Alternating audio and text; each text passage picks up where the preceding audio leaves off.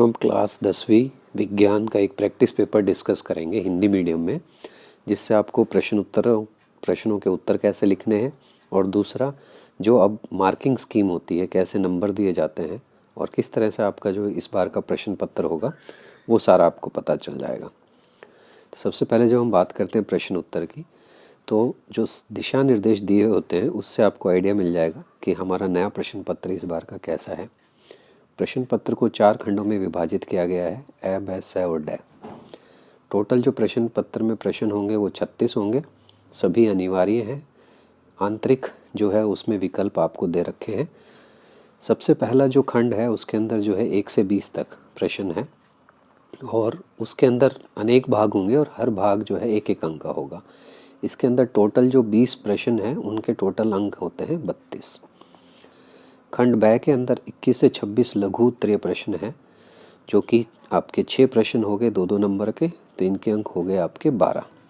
खंड स के अंदर 27 से 33 लघु उत्तरीय और इसके अंदर 3 अंकों के हैं, जिसमें कि आपको जो प्रश्नों के उत्तर की सीमा है शब्दों की 50 से 80 शब्दों के अंदर, तो ये 7 प्रश्न हो गए 21 नंबर के।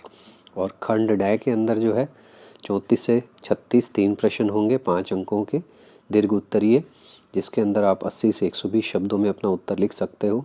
तो ये आपका हो गया 15 नंबर। आप टोटल करोगे इनका तो आपका टोटल पेपर हो गया 80 मार्क्स का। तो आइए शुरू करते हैं पेपर को। पहला जो खंड है ए के अंदर आप देखोगे, पहला प्रश्न है, जब मैग्नीशियम रिबन को हवा में जलाया जाता है इस क्रिया का एक प्रेक्षण लिखिए। तो यहाँ पे हम देख रहे हैं कि सफ़ेद पाउडर मैग्नीशियम ऑक्साइड जो है बनता है और प्रकाश और ऊष्मा का निष्कासन होता है। यहाँ पे लेकिन प्रश्न पूछा है इस क्रिया का एक प्रेक्षण लिखिए, तो आप इसमें इक्वेशन लिखोगे। उसके अंदर जो है ये 2 चीज़ें होनी चाहिए। इन दोनों चीज़ों के कितने हैं? आधे आधे नंबर हैं। तो ये हो गया। अथवा में आप दूसरा प्रश्न भी कर सकते हो। एक शंकरवार फ्लास्क में जब सल्फ्यूरिक अम्ल को जिंक के टुकड़ों पर डाला जाता है, फ्लास्क को छूने पर क्या इसके तापमान में कोई बदलाव महसूस होगा? तो आपने अगर ये लिखा हुआ जी हाँ फ्लास्क का तापमान बढ़ जाएगा, तो जी हाँ का आधा नंबर, ठीक है, और उसके बाद फ्लास्क का तापमान बढ़ जाएगा, दोनों का आधा आधा नंबर है, तो इस तरह से आपको 1 नंबर मिलेगा। उसके बाद दूसरा क्वेश्चन है, बेकिंग सोडा का रासायनिक नाम और रासायनिक सूत्र लिखिए। तो रासायनिक नाम आपको सोडियम हाइड्रोजन कार्बोनेट या सोडियम बाइकार्बोनेट लिखना है। रासायनिक सूत्र NaCO3, दोनों के आधे आधे नंबर हैं, 1 नंबर मिल जाएगा आपको। तो इस तरह से हमें ध्यान रखना है कि प्रश्नों के उत्तर में हमें क्या चीज़ें आवश्यक होती है जिसके आधार पर हमें नंबर मिलते हैं। कार्बन यौगिक होते हैं। अब ये जो है बहुविकल्पी प्रश्न आ गया, जिसमें 4 ऑप्शन है, उच्च क्वथनांक लेकिन निम्न गलनांक, उच्च गलनांक लेकिन कम क्वथनांक। तो इसमें तो सीधा सीधा जो है आप अगर सही ऑप्शन चुनते हो, ये इसका जो है उत्तर है सी, तो आपको पूरा 1 नंबर मिल जाएगा। चौथा जो है, कांच के प्रिज्म में सफ़ेद प्रकाश का कौन सा रंग सबसे तेज, कौन सा रंग सबसे धीमी गति से चलता है? तो 2 चीज़ें पूछी गई हैं, सबसे तेज गति में लाल और सबसे धीमी नीला। तो आधा आधे नंबर के हो गए, आपको 1 नंबर मिल जाएगा। मोटर कार की हेडलाइट में किस प्रकार के दर्पणों का उपयोग किया जाता है और क्यों? 2 चीज़ें हैं, दर्पण का नाम लिखना है और क्यों उपयोग किया जाता है। तो हमने लिखा अवतल दर्पण, प्रकाश किरण का समांतर आना जो है इसके अंदर, तो ये भी आधे आधे नंबर के 1 मार्क्स मिल गया आपको। तो ये जो सीधी सीधी साइंस विज्ञान के अंदर ये चीज़ ध्यान रखनी है कि टू द पॉइंट आंसर होता है और जो चीज़ ज़रूरत की है वही जो है जांची जाती है, उसी पे नंबर मिलते हैं। छठे प्रश्न पे, जब प्रकाश किरण एक माध्यम से दूसरे माध्यम में जाती है तो प्रकाश किरणें क्यों झुकती हैं? हमें बताना है कि माध्यम में प्रकाशित घनत्व के अनुसार प्रकाश किरणों का वेग या तो बढ़ जाता है या घट जाता है। या आप जो इसके नियम भी लिख सकते हो कि सरल माध्यम विरल माध्यम से सघन माध्यम में और सघन माध्यम से विरल माध्यम में जब जाती हैं तो किस तरह से जो है वो अभिलंब की तरफ झुकती हैं, वो भी इसमें आपको नंबर दे देंगे उसमें भी। इसमें अथवा में है, एक अवतल दर्पण द्वारा एक वस्तु के प्रतिबिंब को पर्दे पर प्राप्त करने के लिए उसे किस के बीच रखा जाना चाहिए जिससे उसका प्रतिबिंब वास्तविक उल्टा एवं आकार में बड़ा हो? तो यहाँ पे जो है हमें जगह बतानी है, उसी के नंबर हैं। ज़रूरी नहीं आप रे डायग्राम उसको ड्रॉ करके दिखाओ, अगर आपने C और F के बीच में लिखा है तो आपको पूरा 1 नंबर मिल जाएगा। फ्लेमिंग के दक्षिण हस्त नियम में अंगूठे और तर्जनी की दिशा के सांकेतिक भौतिक राशियों का नाम बताइए। तो लेफ्ट हैंड रूल जो है उसके अंदर अंगूठा जो है चालक की गति और दिशा और तर्जनी जो है चुंबकीय क्षेत्र की दिशा, दोनों आधे आधे नंबर के हैं, 1 नंबर मिल जाएगा। इसमें बच्चे डायग्राम भी बना देते हैं, लेकिन आपको जो पूछा गया है वही लिखना है। डायग्राम बना के भी आप उसके सामने एरो से ये दोनों चीज़ें दिखा सकते हैं तो भी आपको पूरे नंबर मिलेंगे। 8वां प्रश्न, एक धारावी परिनालिका को मुक्त अवस्था में लटकाने पर वह किस दिशा में स्थिर होगी और क्यों। तो यहाँ पे दो चीज़ें हैं, किस दिशा में स्थिर होगी और क्यों होगी। तो उत्तर दक्षिण दिशा में स्थिर होगी क्योंकि एक छड़ चुंबक की तरह व्यवहार करती है। आधा आधा नंबर का एक को। इनके प्रतीक लिखने, विद्युत सेल कैसे दिखाओगे, बैटरी कैसे दिखाओगे, तो ये तो आपको पता ही है। किस प्रतिरोध जिसमें विद्युत धारा आई और उसमें शिरों के बीच विवाद तथा समय और उत्पन्न ऊष्मा क्या होगी। तो आपको ये फॉर्मूला लिखना है H=VIT, क्योंकि यहाँ पे हमें ध्यान में लिखना है कि H=I²RT नहीं लिखना है, क्योंकि ये गलत हो जाएगा। आपको दिया क्या है, I दे रखा है, V दे रखा है और R दे रखा है, तो इसके आधार पे हमें फॉर्मूला निकालना है। हालांकि इसको आप जो है 2 स्टेप में निकाल के अगर ये लिखते हैं तो इसमें भी आपको नंबर मिल जाएंगे 1 नंबर का। 10वां, धमनी और शिरा में एक अंतर लिखिए। तो ये सीधा सीधा अंतर है। रुधिर नलिकाएं जो ऑक्सीजन रुधिर को हृदय से शरीर के विभिन्न अंगों तक लेके जाती हैं, और रुधिर नलिकाएं जो डीऑक्सीजन रुधिर को शरीर के विभिन्न भागों से हृदय के वापस लेके आती हैं। या और कोई भी अंतर लिख सकते हो कि उसमें वाल्व होते हैं, उसमें नहीं होते हैं, या जो है वो पतली होती हैं, वो मोटी होती हैं। इस तरह से कोई भी आप लिख सकते हो और इस तरह से आपको आधा आधा नंबर दोनों अंतरों के लिए मिल जाएगा। प्रकाश संश्लेषण की प्रक्रिया के लिए संतुलित रासायनिक समीकरण लिखना है। अब यहाँ पर जो है 2 तरह की अभिक्रियाएं आपने किताबों में देखने को मिली होंगी। एक तो ये अभिक्रिया होती है, इसमें ऊपर आप जो है एरो के ऊपर जो है सूर्य का प्रकाश और क्लोरोफिल भी जरूर लिखें, जो नहीं लिखा हुआ है इसमें। दूसरा, कई बार जो है कई बुक्स में आपने देखा होगा कि 6CO2 प्लस अगर 12H2O है, तो ये ध्यान रखेंगे हम कि यहाँ पर जब आप इक्वेशन में उत्पाद दिखा रहे हो तो यहाँ पे 6H2O वापस दिखाने हैं। अगर आप यहाँ पे 6H2O ही ले रहे हैं यहाँ जिस तरह है, तो आपको ये 6H2O दिखाने की जरूरत नहीं है। रेगिस्तान में, इसमें दूसरा है, रेगिस्तान में पौधे कब कार्बन डाइऑक्साइड लेते हैं और प्रकाश संश्लेषण की प्रक्रिया करते हैं। तो रेगिस्तान में उगने वाले पौधों में रात के समय स्टोमेटा खोलते हैं और वो CO2 लेते हैं। तो ये 1 नंबर का है, इसमें पूरे नंबर मिल जाएंगे, सीधा सीधा आंसर लिखना है। 12वां प्रश्न है, निम्नलिखित को आहार श्रृंखला में उनके पोषी स्तर के आरोही क्रम में लिखना है। पोषी स्तर के आरोही क्रम में कौन किसको खा रहा है। तो हमने लिखा घास, खरगोश, सांप और बाज, सीधा 1 नंबर मिल गया हमें। अथवा में बैक्टीरिया और कवक को जैव अपघटक क्यों कहा जाता है। तो उसमें हमें पॉइंट हैं 2। जीवाणु एवं कवक मृत आवेशों पर अपशिष्ट पदार्थों को अपघटित करते हैं जो मिट्टी में जाकर पुनः पौधों द्वारा उपयोग कर लिए जाते हैं। आधे आधे नंबर मिल जाएंगे इसमें। हमारे पाचन तंत्र में किस एंजाइम का नाम लिखिए जिसका कार्य भी, किसी भी एक एंजाइम का नाम लिखना है। अमाइलेस लिखा जो स्टार्च को शर्करा में बदल रहा है, और भी कोई लिख सकते हो, जैसे ये आपके मुख गुहिका के अंदर होता है। आप अमाशय का लिख सकते हो, पेप्सिन। आप शुद्रांत का लिख सकते हो, या आप लाइपेस लिख सकते हो, आप जो है ट्रिप्सिन लिख सकते हो। तो बहुत सारे एंजाइम है, कोई भी एक एंजाइम और उसका कार्य लिखना है।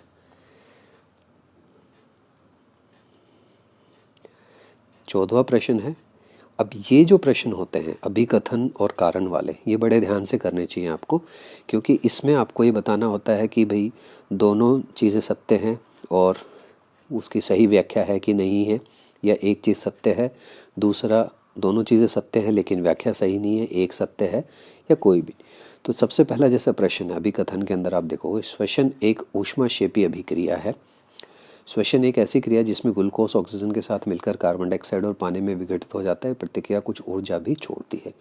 ऊष्माक्षेपी अभिक्रिया में क्या होता है, ऊर्जा छोड़ती है। इसका मतलब ये सही बता रहा है इस अभिकथन के बारे में। तो उत्तर में आएगा A और R दोनों सत्य हैं, और R अभिकथन की सही व्याख्या भी है। अगले प्रश्न में देखो कि मेंढक ज़्यादातर खाद्य श्रृंखलाओं में दूसरे पोषी स्तर पर आते हैं। मेंढक ज़्यादातर कीड़ों का भोजन करते हैं जो पौधों पर निर्भर करते हैं। अब यहाँ पर ये कह रहा है दूसरे पोषी स्तर के ऊपर, और यहाँ पे कह रहा है कि कीड़ों को खाते हैं और कीड़े पौधों के ऊपर। तो पौधा पहला स्तर हो गया, कीड़े दूसरे और मेंढक तीसरा। तो इसका सही नहीं हुआ, तो इसलिए हमने कहा A जो है असत्य है किंतु R सत्य है, क्योंकि जरूरी नहीं है वो दूसरे पोषी स्तर पे ही हो, तीसरे पे भी हो सकता है, चौथे पे भी हो सकता है, कहीं पर भी हो सकता है। तो ये हमें ध्यान में रखना है। उसके बाद इसी में अथवा में भी है, खाद्य श्रृंखला के तीसरे पोषक स्तर पर मांसाहारी का आधिपत्य, मतलब सभी मांसाहारी जो है तीसरे पे है, कुछ मांसाहारी द्वितीयक उपभोक्ता भी हैं। अब यहाँ पे कह रहा है कि सभी जो है तीसरे स्तर पे हैं और यहाँ पे कह रहा है द्वितीय भी हैं, तो अपने आप में खुद ही गलत हो गया कि ए असत्य है और किंतु आर सत्य है, क्योंकि कुछ मांसाहारी सेकंड नंबर पे भी हो सकते हैं, कुछ थर्ड पे भी हो सकते हैं, कंफर्म थोड़ी ना कि कौन सा कहाँ होगा। तो ये बड़े ध्यान से करने होते हैं आपको ये प्रश्न, इनमें थोड़ा देखकर ध्यान से। तीसरा 16वां प्रश्न है, मेंडल द्वारा किया गया पृथक्करण सिद्धांत युग्मों की शुद्धता का सिद्धांत है, किसी लक्षण के लिए युग्मक शुद्ध होते हैं। अब यहाँ पर आप देखोगे कि मेंडल द्वारा दिया गया पृथक्करण सिद्धांत युग्मकों की शुद्धता का सिद्धांत है कि भाई ये युग्मक प्योर लाइन है, शुद्ध है, किसी लक्षण के लिए युग्मक शुद्ध होते हैं। ए और आर दोनों सत्य हैं और आर अभिकथन की सही व्याख्या है, क्योंकि मेंडल ने जब अपने एक्सपेरिमेंट शुरू किए थे तो सबसे पहले कार्य यही किया था कि उनकी प्योर लाइन बनाई थी, उनको शुद्ध रूप में लेके गया था, उसके बाद उसने उनके क्रॉसिंग करवाई थी। 17वां प्रश्न जो है, 17वें से 20 में 5 जो है उनके उपभाग हैं। आपसे इन प्रश्नों के किसी भी 4 उपभागों के उत्तर की अपेक्षा की जाती है। तो यहाँ पे हर प्रश्न के अंदर आपको एक चॉइस मिली हुई है। 17वें से 20 के अंदर आप देखोगे तब कि उनमें 5-5 आपको एक ये पैराग्राफ पढ़ना है, 5 क्वेश्चन है जिसमें से 4 आपको करने हैं और हर जो है क्वेश्चन 4 नंबर का हो गया इस तरह से। तो पहले अगर हम 17वें प्रश्न की बात करते हैं, पोषण की प्रक्रिया के दौरान ली गई खाद्य सामग्री का उपयोग कोशिकाओं में विभिन्न जीवन प्रक्रियाओं के लिए ऊर्जा प्रदान करने के लिए किया जाता है।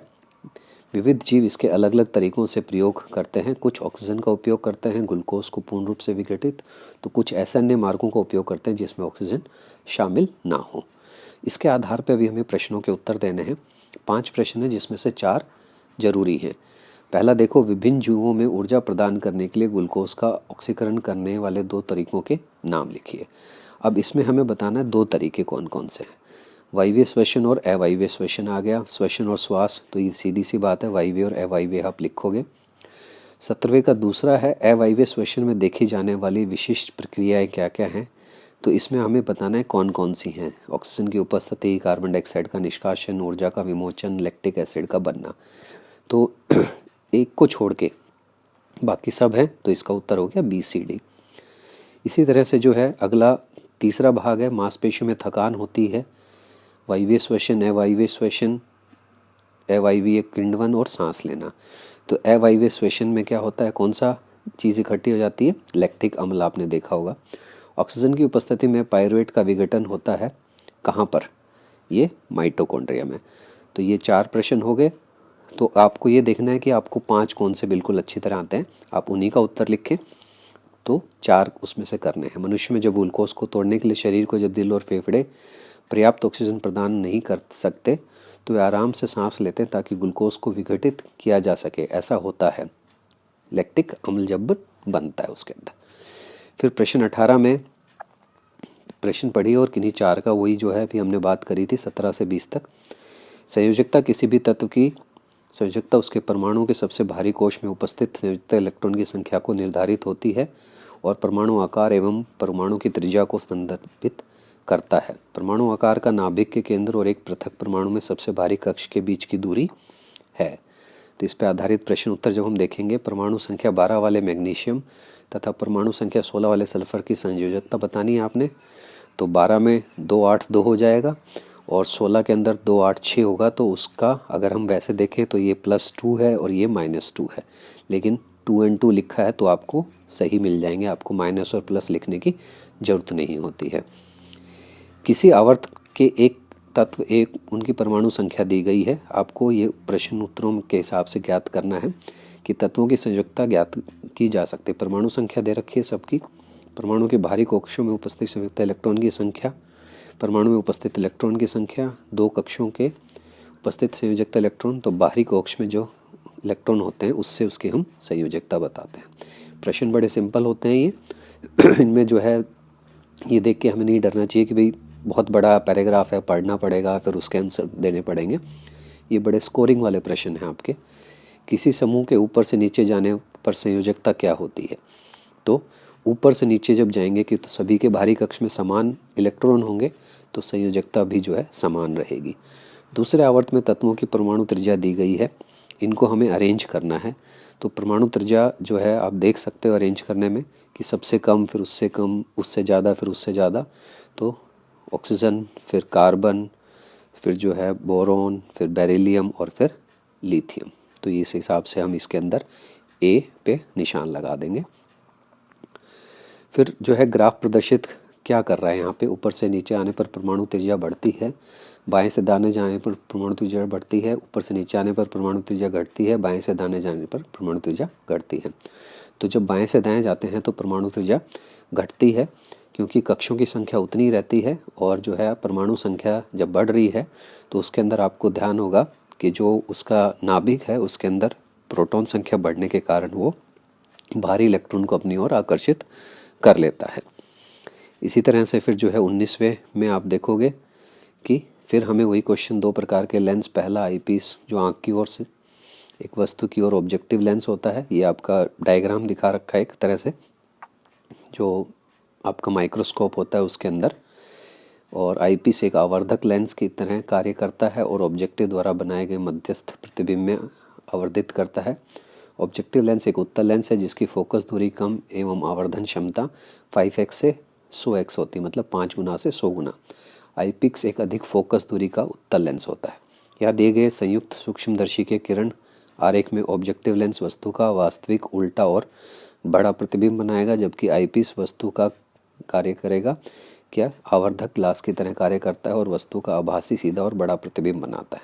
तो इसके आधार पर हमें बताना है कि संयुक्त सूक्ष्मदर्शी बनाने के लिए किस प्रकार के लेंसों की आवश्यकता होती है।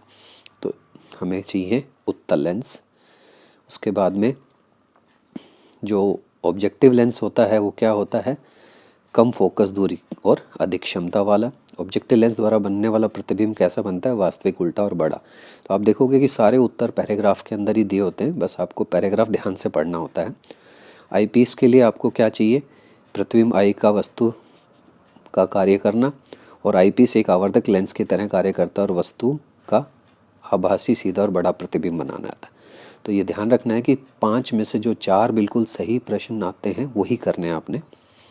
20वां प्रश्न में आप देखोगे कि चुंबकीय क्षेत्र में एक ऐसी राशि जिसमें परिमाण तथा दिशा दोनों होते हैं चुंबकीय क्षेत्र की दिशा में मानी जाती है, जिसके अनुदिश दिक्सूची उत्तर ध्रुव क्षेत्र के भीतर गमन करते हैं। इसलिए परिपाटी के अनुसार चुंबकीय क्षेत्र रेखाएं चुंबक के उत्तर ध्रुव के प्रकट होती हैं तथा दक्षिण ध्रुव पर विलीन होती हैं। चुंबक के भीतर चुंबकीय क्षेत्र रेखाओं की दिशा उसके दक्षिण ध्रुव से उत्तरी ध्रुव की ओर जाती है। अंत चुंबकीय क्षेत्र रेखाएं एक बंद वक्र होती हैं, ये जो चक्कर दिखा रखे हैं। इसके आधार पर चुंबकीय क्षेत्र में आप क्या है, पदार्थ के चारों ओर जहाँ चुंबकीय बल कार्यरत होता है, चुंबक के चारों ओर का क्षेत्र जहाँ चुंबकीय बल है, चुंबक के चारों ओर का क्षेत्र जहाँ इसका खिंचाव दूसरे चुंबक पर महसूस होता है। तो सारी चीज़ें वही कह रहा है, इसलिए उपरोक्त सभी हो गया। इसके अंदर कोई भी दो बल रेखाएं परस्पर एक दूसरे का प्रतिच्छेद नहीं करती, यदि ऐसा होता है तो इसका अर्थ क्या होगा कि द्विसूचक दो दिशाओं में इंगित हो जाएगा, जो कि असंभव है। ये आपका जो है वर्कशीट के अंदर भी प्रश्न आया था, आपने देखा होगा। चुंबकीय क्षेत्र की आपेक्षिक प्रबलता को प्रदर्शित करते हैं ए और सी। तो यहाँ पे ए और सी क्या है, क्षेत्र रेखाओं के निकट की कोटि द्वारा और क्षेत्र रेखाओं में लंबवत प्रति क्षेत्रफल रेखाओं का की संख्या। तो हमने ये देखना है कि कौन सा उसमें ऑप्शन सही है और उसको ही लिखना है। चुंबकीय क्षेत्र सबसे अधिक प्रबल कहाँ पर होता है, ये आपने पढ़ा हुआ है, दोनों ध्रुवों के ऊपर, क्योंकि वहाँ रेखाएं सबसे नज़दीक होती हैं। चुंबकीय के भीतर चुंबकीय क्षेत्र की रेखाओं की दिशा उसके दक्षिण ध्रुव से उत्तरी ध्रुव होती है, जो आपने देखा होगा कि अंदर की तरफ जो है वो यहाँ पे दक्षिण से उत्तर की तरफ होती है। तो ये सीधे सीधे एक एक नंबर के प्रश्न है, इसमें ज़्यादा आपको सोचने की ज़रूरत नहीं है, लेकिन जो सही आता है वही करना है। खंड ब के अंदर अब 2 नंबर के प्रश्न शुरू हो गए हमारे। मानव उत्सर्जन तंत्र का एक चित्र बनाना है और उस पर गुर्दे एवं मूत्रवाहिनी को नामांकित करना है। तो यहाँ पे आपको ध्यान में रखना है कि चित्र बनाने का जो है 1 नंबर होगा, और 2 चीज़ें जो दिखानी है, गुर्दे और मूत्रवाहिनी, इनका 1 नंबर होगा। अथवा में स्तनधारी और पक्षियों में ऑक्सीजन और भी ऑक्सीजन रुधिर को अलग क्यों करना आवश्यक है। ये सीधा सीधा जो है ऑक्सीजन जो है स्तनधारी और पक्षी गर्म रुधिर वाले जीव हैं और वे अपने शरीर के तापमान को नियंत्रित कर सकते हैं। इस वजह से पक्षियों और स्तनधारियों में ग्लूकोज के ऑक्सीकरण की आवश्यकता होती है, जो कि ऑक्सीजन की अच्छी आपूर्ति के साथ संभव होगा। ऑक्सीजन की आवश्यक मात्रा की आपूर्ति के लिए अलग अलग ऑक्सीजन और डी ऑक्सीजन को दूरी होना आवश्यक है, क्योंकि हमें जो है अधिक ऊर्जा की आवश्यकता होती है अपने शरीर का तापमान बनाए रखने के लिए, इसलिए जो है दोनों को अलग रखना जरूरी है। तो ये पॉइंट दोनों अलग अलग होने चाहिए, तभी 2 नंबर आपको मिलेंगे। 22वां प्रश्न है, अमाशय में HCl की भूमिका क्या है और वसा का इमल्सीकरण क्या होता है। तो ये जो है आपको उत्तर में लिखना है। ये भोजन को जीवाणु रहित बनाता है, पीएच जो होता है उसको पेप्सिन प्रोटीन में बदलने में मदद करता है, आधे नंबर का हो गया। और वसा के बड़े कणों को छोटे कणिकाओं में परिवर्तित करना इमल्सीकरण कहलाता है। तो इस तरह से ये 2 नंबर का हो गया। उसके बाद में जो है 23वें प्रश्न की बात करें तो सहसंयोजी आबंध प्राय विद्युत के कुचालक क्यों होते हैं। ये आयन नहीं बनाते और क्योंकि कार्बन श्रृंखलन तथा चतुर संयोजकता के कारण लंबी श्रृंखला। तो आपको पता ही है कि इसके अंदर 2 पॉइंट लिखने हैं आपको। तत्व कार्बन की बहुत बड़ी संख्या में यौगिक क्यों बनाता है, तो इसके अंदर ये बी पॉइंट आ जाएगा आपका 1 नंबर का। 2 कार्बन परमाणु को एक दूसरे से 3 सहअमिनों द्वारा नहीं जोड़ा सकता, क्यों। जब 2 कार्बन परमाणु 4 संयोजकता बंधों से जुड़े होते हैं तो उनको नाभिक एक दूसरे के इतने करीब आ जाते हैं कि उनके बीच की प्रतिकर्षण बल उन्हें दूर कर देता है, परिमाण स्वरूप स्थिर अणु नहीं बन पाता। तो ये इसका सीधा सीधा 2 नंबर का आंसर है। तो जो भी आंसर लिखेंगे बस मेन जो उसका पॉइंट है उसको अंडरलाइन भी कर सकते हो आप। निम्नलिखित तथ्यों के 2 कारण लिखिए। सल्फर एक अधातु है, मैग्नीशियम एक धातु है। इस एक कारण को रासायनिक समीकरण द्वारा अवश्य लिखिए। तो ये सल्फर और मैग्नीशियम में ऊष्मा एक विद्युत के कुचालक, ऊष्मा विद्युत के चालक हो गया। ना तो आघातवर्धनीय है और ना ही तन्य। तो ये तो फिजिकल प्रॉपर्टीज़ होगी, भौतिक। और ये हमने फिर रासायनिक के आधार पे ये अम्लीय ऑक्साइड बनाते हैं, क्षारीय। प्रकाश की किरण प्रिज्म से गुजरने पर उसके आधार की ओर क्यों मुड़ती है। तो इसमें आप डायग्राम भी बना सकते हो प्रिज्म वाला। जब प्रकाश की किरण प्रकाशीय विकिरण माध्यम के प्रकाशीय सघन माध्यम में गुजरती है तो यह विलंब की ओर झुकती है। जब ये परावर्तन किरण प्रिज्म से होकर गुजरती है विलंब से दूर हो जाती है और वह प्रिज्म के आधार की ओर मुड़ जाती है। तो इसमें और अच्छा जो है आप चित्र भी बना सकते हो, उससे आपको पूरे नंबर मिलने के ज़्यादा चांस है बजाय लिखने के भी, उसमें आप दिखा सकते हो। उसके बाद जो है 26वां प्रश्न देखो, किसी प्रतिरोध के शिरों के बीच V विभिन्न मापों के लिए उसमें प्रवाहित विद्युत धारा I दे रखा है आपको, V और I दे रखा है। V और I के बीच ग्राफ खींचना है आपने। तो हमने ये जो ग्राफ खींच दिया, प्रतिरोध का अवरोध इक्वल जो है ग्राफ के ढलान के हिसाब से हमने बना दिया।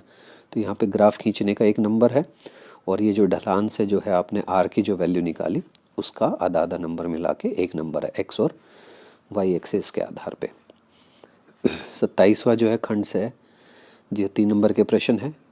कुत्ते की खाल का प्रभावी रंग ज्ञात करने के उद्देश्य से एक प्रोजेक्ट की रूपरेखा बनाइए। तो अगर एक नर काला कुत्ता है और एक मादा जो है उसके अंदर है, तो शुक्राणु में आप देखोगे कि सभी के सभी जो है इसमें जो है मादा का कुछ और कलर ले सकते हैं हम, सभी के सभी काले कुत्ते उत्पन्न हुए, ठीक है। अब नर कुत्ता जो है मादा कुत्ते के साथ में जब हमने विवाह किया तो ये असल में जो है एक यहाँ पे जो है सफ़ेद आएगा। तो आप देखोगे 3:1 आपको F2 में मिल जाएगा। मानव में यदि जीन B आँखों को भूरा रंग और जीन B नीला रंग देता है तो उस व्यक्ति की आँखों का रंग क्या होगा जिसमें दोनों जीनों के निम्नलिखित संयोजन है। तो जीन B कैपिटल है, मतलब ये जो है प्रभावी जीन है। तो अगर जहाँ पर भी प्रभावी होगी वहाँ भूरा आएगा, तो कैपिटल B है तो भूरा आ गया। यहाँ पर जो है स्मॉल b है तो जो है वहाँ पर जो उस व्यक्ति की आंखों का रंग क्या होगा, और जीन B नीला रंग देती है। तो यहाँ पे थोड़ी सी गड़बड़ कर रखी इन्होंने, क्योंकि अगर आपके मानव में यदि जीन B आंखों को भूरा रंग और जीन B छोटा b जो है नीला रंग देती है, तो अगर प्रभावी जीन भूरा है तो अगर हम इसको मान रहे हैं तो यहाँ पर भी भूरा आना चाहिए। लेकिन अगर यहाँ पे स्मॉल b लिखा है तो नीला आएगा, और इसके अंदर तो क्योंकि दोनों ही हैं बड़े तो कैपिटल B है तो भूरा आएगा। व्याख्या कीजिए, इन लक्षणों को आप किस प्रकार अभिलक्षित करेंगे। ऊपर के प्रश्न में आंखों का रंग आनुवांशिक लक्षण है। ये लक्षण जीन या DNA पर उपस्थित रहते हैं और संतति में स्थानांतरित हो जाते हैं। 28वें प्रश्न में हम जानते हैं कि पारितंत्र के खाद्य श्रृंखला अलग अलग पोषक स्तरों में विभिन्न जीव हैं, नीचे दिए गए पारितंत्र में ऊर्जा प्रवाह के चित्र के में द्वितीय उपभोक्ता को पहचानिए और व्याख्या कीजिए कि आपने इसे क्यों चुना। द्वितीय उपभोक्ता इसमें क्या होगा, दिए गए चित्र में डी जो है आपका उत्पादक हो गया, जो सूर्य के प्रकाश से ऊर्जा से अवशोषित है, जिसमें सी खाता है। अंत सी प्राथमिक उपभोक्ता हो गया। और फिर उसके बाद जो है अगर हम बात करें द्वितीय उपभोक्ता की, तो बी जो है हमारा द्वितीय उपभोक्ता, क्योंकि ये प्राथमिक उपभोक्ता को खाता है। और ए जो है अपघटन जैसे जीवाणु कवक। तो एक एक नंबर के 3 आपको मिल जाएंगे। 29वें प्रश्न की बात करें, नीचे दिए गए सारणी को ध्यानपूर्वक देखिए और उसमें भाग 1 में दिए गए अवयवों को भाग 2 से मिलान करना है। एक कोशिकीय जीव विसरण द्वारा अपशिष्ट को शरीर से बाहर निकालने में सहायता करता है, तो विसरण हो गया। मानव विभिन्न उपचय क्रियाओं द्वारा बनने वाली नाइट्रोजन पदार्थों को मूत्र से निष्कासित करता है, तो जो है ये। और पौधे में वाष्पोत्सर्जन हो गया। तो ये तो आसान है, मैच द फॉलोइंग टाइप में। कारण बताना है, जल के विद्युत अपघटन के लिए उसमें कुल मात्रा में अम्ल डाला जाता है। जैसा कि हम जानते हैं कि शुद्ध पानी का विद्युत का कुचालक होता है, तो उसमें इसलिए जो है थोड़ा सा हम अम्ल डाल देते हैं। पानी में अमोनियम क्लोराइड घोलने पर पलटने ठंडी क्यों हो जाती है, क्योंकि ये ऊष्माक्षेपीय अभिक्रिया है। सिल्वर क्लोराइड को गहरे रंग की बोतल में क्यों रखा जाता है, ये इंपॉर्टेंट है, बहुत बार आता है, क्योंकि प्रकाश के साथ वो विघटित हो जाता है। आपने जो है अपघटन सूर्य के प्रकाश के उसमें पढ़ी भी हैं कि किस तरह से जो है सिल्वर क्लोराइड और ब्रोमाइड जो है दोनों अपघटित हो जाते हैं सूर्य के प्रकाश में। उसके बाद 30वें प्रश्न की बात करें तो ये क्वेश्चन थोड़ा सा छुप गया है। परमाणु में इलेक्ट्रॉन की संख्या, परमाणु का आकार, धात्विक गुण की प्रबलता, इलेक्ट्रॉन हाश और इनके ऑक्साइड के सूत्र और इलेक्ट्रॉन हैलाइड के सूत्र। 3 नंबर का मतलब हर चीज़ जो है आधे नंबर की याद रखना। तो पी और क्यू तीसरे आवर्त के पहले 2 तत्व, पी और क्यू समूह जो है 1 और समूह 2 से तत्व, उनके लक्षणों की तुलना करनी है हमने। इनके परमाणु संख्या 11 और 12 हो गई। आकार जो है बड़ा और छोटा, क्योंकि आप बाएं से दाएं जाएंगे तो छोटा होता जाता है। धात्विक की प्रबलता अधिक होगी और कम होगी। इलेक्ट्रॉन का हर्ष भी अधिक और कम, P2। और ये आप उदाहरण भी ले सकते हैं, इसको जो है सोडियम मान लो, इसको जो है मैग्नीशियम मान लो, तो आपको समझ में आ जाएगा। ये Na2O हो गया, ये आपका MgO हो गया, ये NaCl हो गया, ये MgCl2 हो गया। तो इस तरह से इसको हम समझ सकते हैं। 32वां प्रश्न, मैग्नीशियम क्लोराइड के निर्माण की इलेक्ट्रॉन डॉट संरचना द्वारा व्याख्या करनी है। और इसमें आप देख सकते हो मैग्नीशियम के 2 डॉट, क्लोरीन के जो हैं 7, तो ये दोनों इलेक्ट्रॉन ट्रांसफ़र हो गए, ये मैग्नीशियम क्लोराइड बन गया। एक अधातु X को 2 विभिन्न रूपों में Y और Z में पाई जाती है। Y एक कठोर प्राकृतिक पदार्थ है, जबकि Z विद्युत का सुचालक। तो अधातु X को पहचानना है। X एक अधातु जिसका नाम कार्बन, जो 2 रूपों में पाया जाता है। एक है हीरा, जो दूसरा सबसे कठोर, दूसरा ग्रेफाइट। तो ये 1 नंबर का। तो ऊपर वाले जो है 2 नंबर के आधा आधा ये हो गया और 1 नंबर का ये। अगर आप पूरी तरह से इसको ऐसे भी बनाते हैं तो भी आपको 2 नंबर मिल जाएंगे। अलग से अगर ना भी दिखाएं आप और सीधा ये बना दिया तो भी आपको ये पूरे 2 नंबर मिल जाएंगे इसके अंदर। 33 में वह दशा लिखिए जिसमें प्रकाश किरण बिना विचलित हुए गुजर जाती है। तो जब आपतित किरण लेंस के प्रकाशित केंद्र से होकर गुजरती है। 45 डिग्री के समान आपतन कोण का 3 पारदर्शी माध्यमों ABC में अपवर्तन कोण के मान 25, 30 और 35 डिग्री किस माध्यम में प्रकाश का वेग अधिक होगा। तो माध्यम में प्रकाश का वेग कम और माध्यम C में अधिकतम होगा, क्योंकि जो एंगल होता है उसके हिसाब से इसमें बताया गया है। कांच के गुटके में से निकलने वाली निर्गत किरण का पार्श्विक विस्थापन किन कारणों पर निर्भर करता है। कांच के गुटके की मोटाई व आपतन कोण के ऊपर।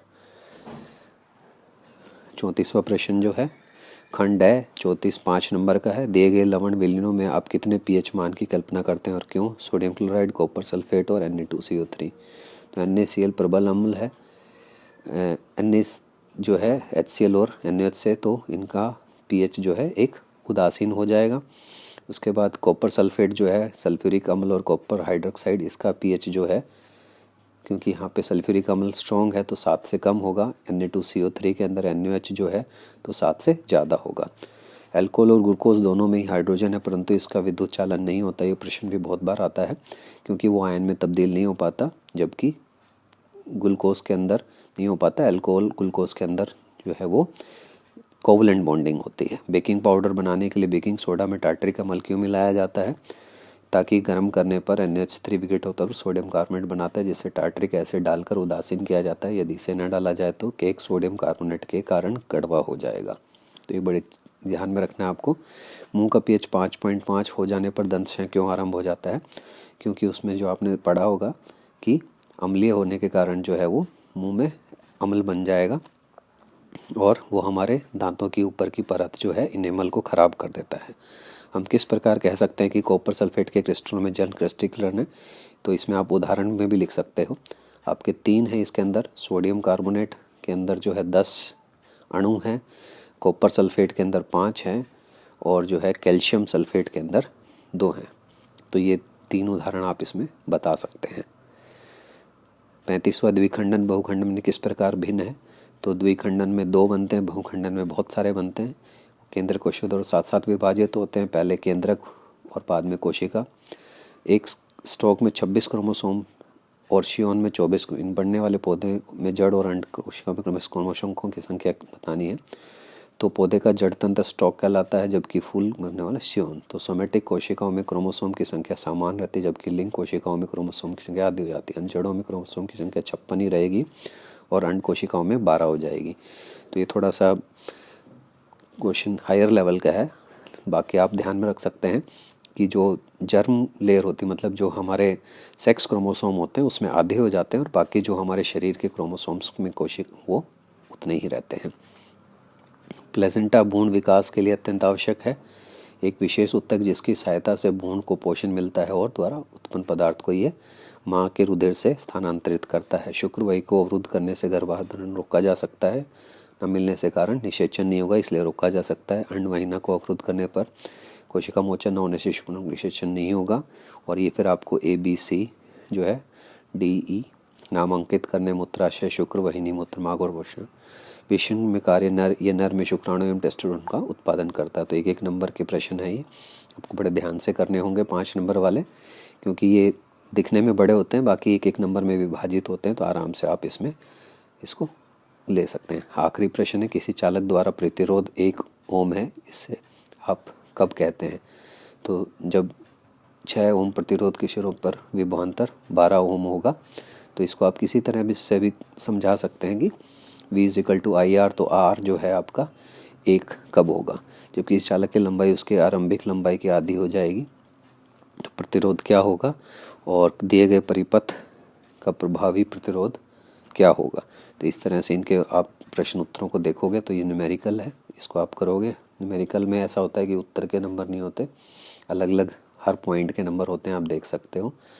तो इससे आपको समझ में आ जाएगा कि किस तरह से ये विभाजित होता है। तो उम्मीद करते हैं आपको ये पसंद आएगा।